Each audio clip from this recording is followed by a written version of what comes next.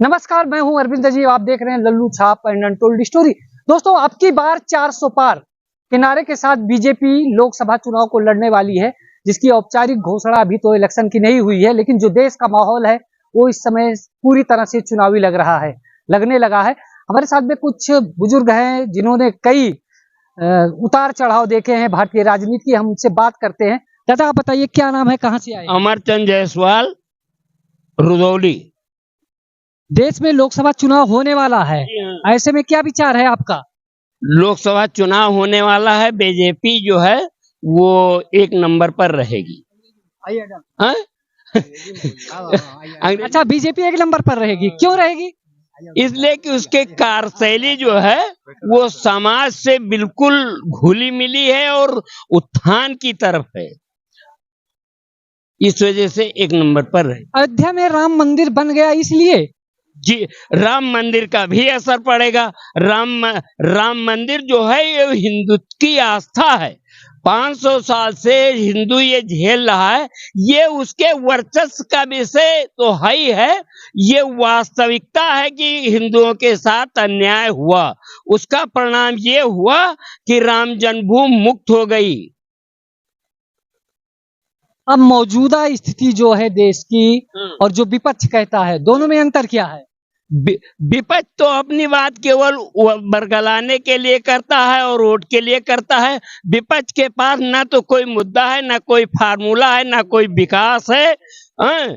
उसके पास तो एक लड़ाने की युक्ति है कि कैसे लोग लड़ जाएं, फूट डाल दें तो हम थोड़ा बहुत कुछ सक्रियता में आ जाएं, मगर ऐसा होगा नहीं। इसलिए कि ऐसा कई बार हो भी चुका है और अब इनकी दाल नहीं गलने वाली है। आप कह रहे हैं अयोध्या में राम मंदिर बन गया, कांग्रेस कहती राम थे ही नहीं। नहीं, ये उसका बहुत पुराना, इसी में उसकी नास्तिक जो भी संसार में कम्युनिस्टवाद की तरफ गया उसका नाश हो गया। ये नेचुरली गुण है, ये ईश्वरी गुण है। तो कांग्रेस का पतन भी इसी कारण हुआ, क्योंकि उसका अस्तित्व ही नहीं है। राम का यानी रामायण का चित्र जो है, रामराज का चित्र संविधान के पहले पृष्ठ पर उड़ेला गया। क्यों उड़ेला गया? अगर राम का अस्तित्व नहीं है, सेतुबंध नहीं है। राम का अस्तित्व पूरे भारत में है और भारत में 216 स्थान ऐसे हैं जहां राम का अस्तित्व जुड़ा हुआ है। ये इनके सिर्फ एक फूट डालने की नियत है और ये आप कामयाब नहीं होंगे। ये बिल्कुल यूनिवर्सल ट्रूथ हो गया। इसको आप ये समझिए कि सूरज जैसे पूरब में निकलता है तो वो पूरब में ही निकलेगा। इनका इन्होंने 5 राज्यसभा के सदस्य बनाए, वो मौलानाओं को ही बनाए। ये का उसमें इन्होंने कभी हिंदू को मौका नहीं दिया। हिंदू थी राष्ट्रीयता है, हिंदू थी बहुमत है। अगर हिंदू नहीं रहेगा तो ये राष्ट्र नहीं रहेगा। ये बिल्कुल सीए कानून जो लागू हुआ है, पता है आपको?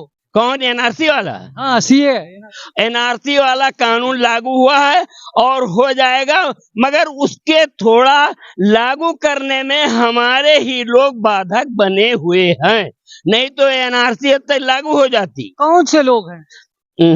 अब हम उनका नाम तो नहीं लेना चाहते हैं, इसलिए कि उनकी आत्मा को ठेस पहुंचेगा, मगर हमारे ही समाज के लोग हैं। चलिए ठीक है चाचा, आपकी बार 400 पार बीजेपी कह रही है। हाँ, तो ठीक कह रही है, बीजेपी कह रही है तो ठीक कह रही है। जो काल सेवा में जो जिसने राम जन्मभूमि की वो देखा है, उसकी आत्मा से पूछो। हम लोग तो धन्य हैं कि काल सेवा में भी गए।